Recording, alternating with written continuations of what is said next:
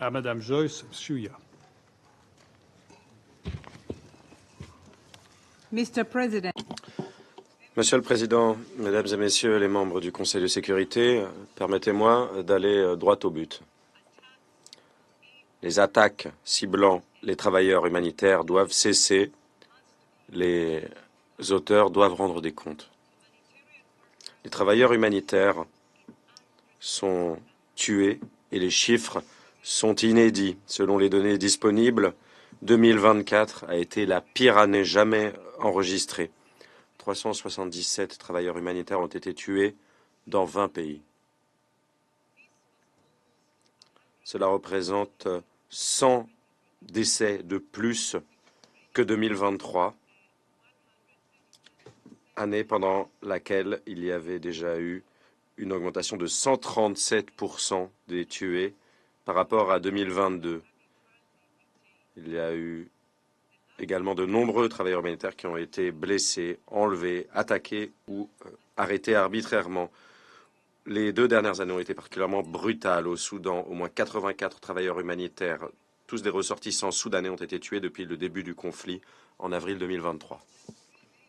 Il y a à peine 3 jours, le 30 mars, à Rafah, des équipes de l'OCHA et de la Société du Croissant Rouge palestinienne ont trouvé dans un charnier les corps de 15 travailleurs humanitaires et des secours d'urgence de la Société du Croissant Rouge palestinienne, de la Défense civile et des Nations unies, tués plusieurs jours avant par les forces israéliennes alors qu'ils essayaient de sauver des vies.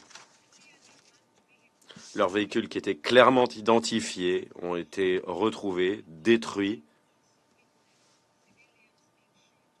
L'équipe de l'OCHA a également été témoin de civils qui ont été tués alors qu'ils fuyaient. Cette tragédie se déroule à peine 11 jours après un autre incident mortel, le 19 mars, lorsqu'un autre collègue des Nations Unies a été tué. 6 autres ont été blessés à Gaza. Ces décès portent le nombre de travailleurs humanitaires tués dans la bande de Gaza depuis le 7 octobre 2023 à plus de 408. Gaza est le pire endroit pour les travailleurs humanitaires qui ait jamais existé. Nous adressons toutes nos condoléances aux familles des victimes. Nous exigeons des réponses et nous appelons à ce que justice soit rendue. Et vu que nous sommes réunis pour parler de la protection des travailleurs humanitaires, je pose la question au Conseil. Qu'allez-vous faire pour nous aider à trouver ces réponses et à réaliser la justice et éviter davantage d'assassinats?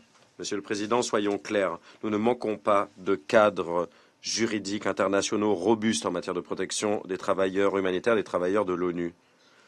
Les normes et règles en matière de droits humains, les conventions concernant les activités, le personnel de l'ONU et le droit international humanitaire énoncent des obligations claires en matière de protection du personnel, des moyens et des opérations humanitaires. Ce qui manque, c'est la volonté politique de respecter ces cadres. La grande majorité des tués, environ 95%, sont des travailleurs humanitaires locaux qui représentent l'épine dorsale des efforts de secours. Et toute riposte humanitaire s'effondrerait sans eux. Depuis que j'ai pris mes fonctions, j'ai rencontré des collègues locaux dont les mondes se sont effondrés, dont les familles ont été déplacées à de nombreuses reprises, qui ont perdu des proches ou qui ne sont pas en capacité de nourrir leurs enfants comme il se doit, qui ont survécu à des incidents de sécurité très difficiles, mais qui, malgré tout cela, vont courageusement au travail tous les jours pour aider leur communauté et, dans certains cas, mettre en œuvre les mandats que vous leur avez confiés en tant qu'État membre. Ces collègues méritent notre plus grand respect. Et pourtant, les comportements qui nuisent à notre personnel local ne provoquent rarement des réactions ou figurent rarement dans les gros titres.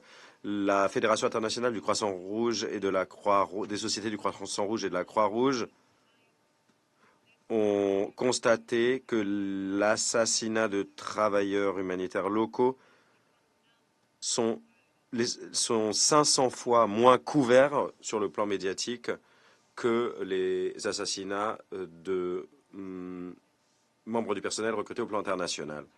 Nous sommes anesthésiés face à cette violence. Le fait de se faire tirer dessus, ne fait pas partie de notre travail. Monsieur le Président, comme si la mort, les blessures, les enlèvements ne suffisaient pas, les travailleurs humanitaires sont également criminalisés dans leur travail. Il y en a de plus en plus qui sont arrêtés, interrogés, accusés d'appuyer le terrorisme simplement parce qu'ils fournissent de l'aide à des populations dans le besoin. Cela va même plus loin.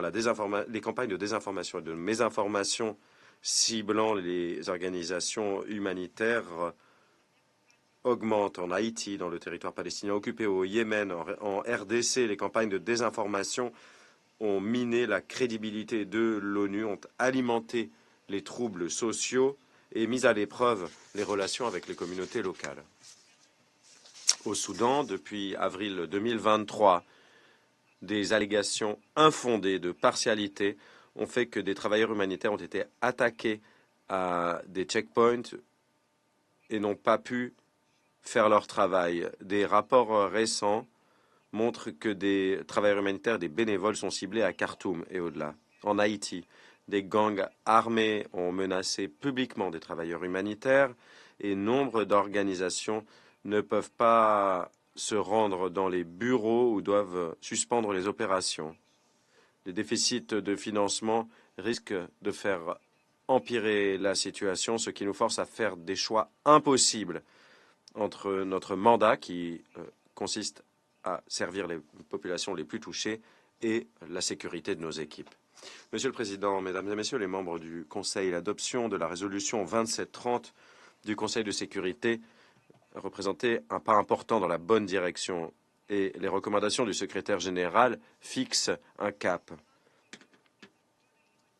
Et je me tiens devant vous et devant les membres de l'ONU au sens plus large. J'ai 3 exigences. D'abord, il faut agir pour garantir le respect du droit international et protéger les travailleurs de l'ONU et les travailleurs humanitaires.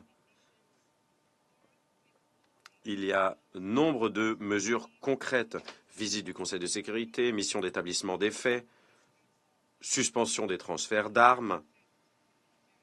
Tout cela permet de protéger les travailleurs humanitaires et nous comptons sur votre rôle de chef de file. Deuxième point, parler. Nous avons besoin de la voix du Conseil et des membres de l'ONU. Il convient de condamner fermement et clairement les préjudices contre le personnel de l'ONU et le personnel humanitaire, y compris le personnel local.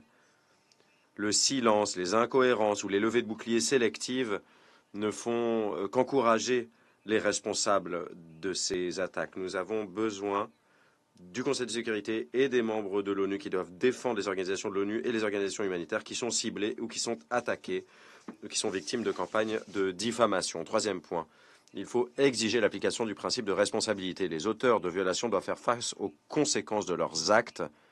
Sans exception, les États membres doivent renforcer les cadres juridiques internationaux et nationaux en matière d'enquête et de poursuite concernant les crimes internationaux. Le Conseil de sécurité doit jouer un rôle essentiel pour défendre l'application du principe de responsabilité, par exemple en demandant au gouvernement concerné de rendre justice, d'effectuer un suivi. Et lorsque les juridictions nationales échouent, le Conseil peut utiliser un mécanisme international, notamment en saisissant la Cour pénale internationale. Mais l'application du principe de responsabilité ne concerne pas que les poursuites, doit également être axée sur les rescapés. Et je tiens à me faire le relais, à nouveau, de la recommandation du secrétaire général concernant l'adoption d'une approche axée sur les rescapés.